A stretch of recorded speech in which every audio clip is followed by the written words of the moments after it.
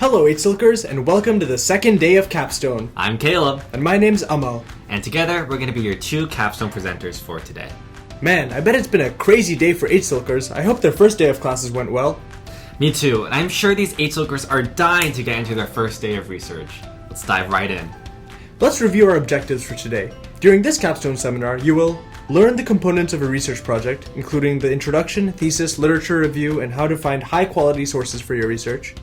Understand the differences between original research and plagiarism, and finalize research topics in your groups. Ready to get started? So are we! So, hey Amal, I'm a complete novice at this entire research thing. I have no clue what ingredients make a delicious research recipe. I don't even know where to start. That's totally okay.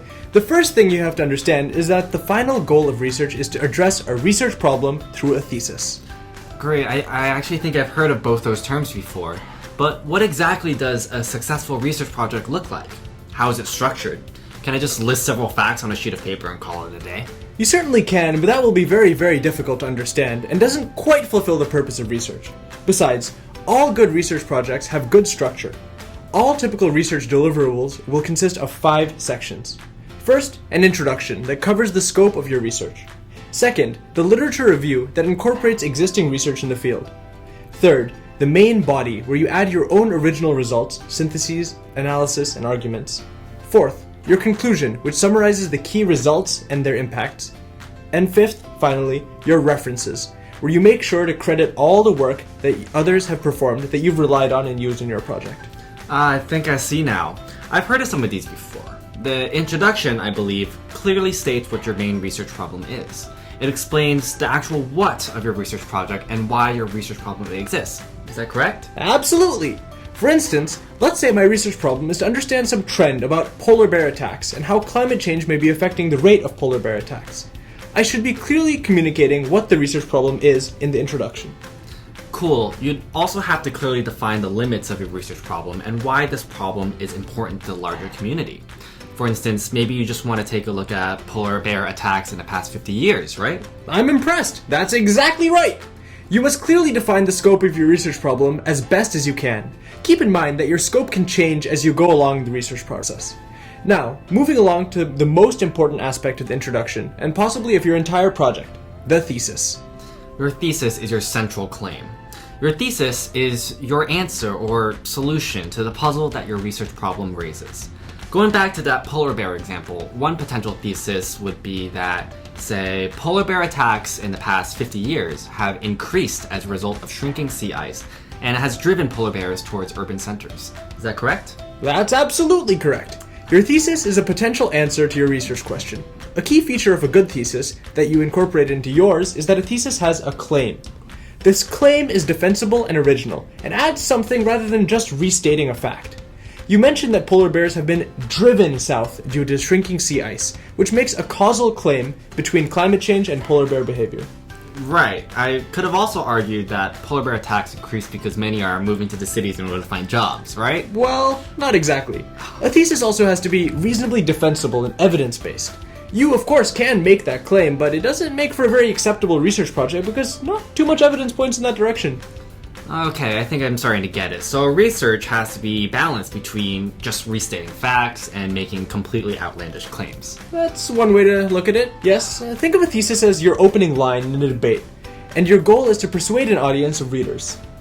I think that kind of nails it on its head. So a good thesis is evidence-based, defensible, and persuasive. Precisely. Together, your thesis and your research problem make up your introduction. Great. So let's move on to the literature review. Literature review, is that like, a thing where I just rate Harry Potter books on a scale of 1 to 10? My personal favorite is The Order of the Phoenix. 10 out of 10! Not quite. Now, literature review is where you compile existing information on what is already known. Going back to our polar bear example, you'd review and discuss what is already known about polar bear behavior, climate change, and sea ice annual patterns. I see. So the literature review seems to incorporate knowledge that other researchers have already conducted in the field. I recall that I can also add my own original data and primary sources if I want to enhance my own literature review. Yes, of course, but during Capstone, we don't expect you to generate your own experiments. Good to know, good to know. But hang on. What if I'm doing an arts and humanities research paper? How will that work in terms of literature review? Great question. Research looks different depending on what field you're in. An argumentative paper on modern poetry, for example, looks different from a neuroscience paper. However, a literature review is still expected. So let's say I were conducting a project on modern poetry, taking your example. I'd at least have to create a lens or some kind of poetry context explaining religious themes through which to review poetry if that's my project. Is that correct? Absolutely. Your literature review won't do so much argumentation as build a context or lens through which you will build your argument. It's like laying the foundation for your readers to better understand your main claim. It's impossible to really communicate polar bear problems without first telling readers about existing polar bear patterns that other researchers have already concluded. Nice. I think I'm starting to get the hang of this. The next step is the main body, and if I remember correctly, that's the addition of your own ideas, extensions, syntheses, and developments. It contains most of your argument and is the core of your research that goes all the way back to the main thesis. In your main body, you support your thesis and build on your argument.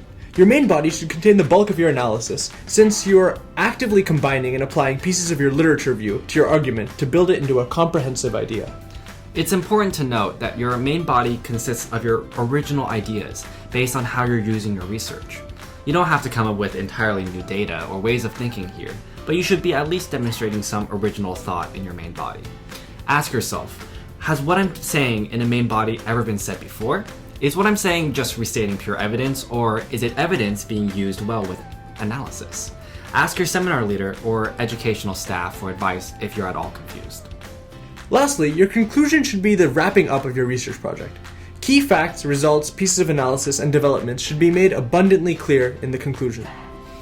So in that polar bear example, a good conclusion might mention the key fact that polar bear hunting territory has shrunk by 56% over the last 25 years. Is that right?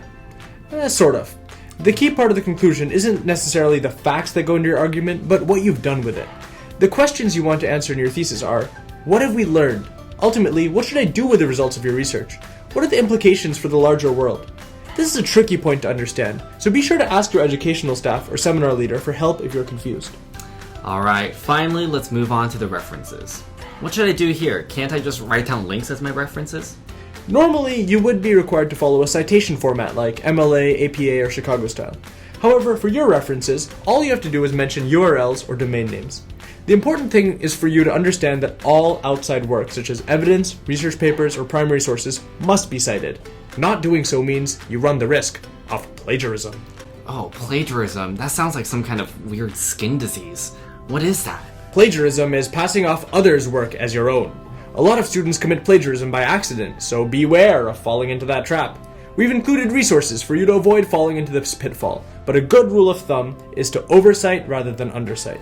I see. So any image, quotation, paraphrase, any kind of non-original work must be cited.